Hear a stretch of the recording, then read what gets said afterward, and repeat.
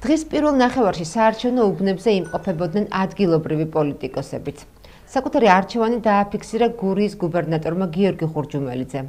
ოზურგეთის მუნიციპალიტეტის მერობის კანდიდატმა პაატა კუნჭულიამ, მერმა ავთანდილ თალაკვაძემ და არჩილ თალაკვაძემ. თითოეულმა მათგანმა განაცხადა, რომ ხმა მშვიდობას მისცა. დღეს საქართველოში იმართება ადგილობრივი თვითმმართველობის არჩევნები. გურიაში არჩევნები მშვიდ ვითარებაში მიმდინარეობს, ჩვენს დავაფიქსირეთ ჩვენი არჩევანი, ხმა მივეცი საქართველოში მშვიდობის შენარჩუნებას და გურიის სტაბილურ განვითარებას. ოჯახის წევრებთან ერთად გავაკეთე საკუთარი არჩევანი, ხმა მივეცი მშვიდობას. მადლობას ვუხდი მოქალაქეებს, ვინც უკვე მოვიდა და დააფიქსირა თავისი არჩევანი. ოზურგეთში საარჩევნო პროცესი მშვიდ გარემოში მიმდინარეობს და რაც მნიშვნელოვანია, ყველა მოქალაქეს აქვს შესაძლებლობა, რომ საკუთარი არჩევანი გააკეთოს.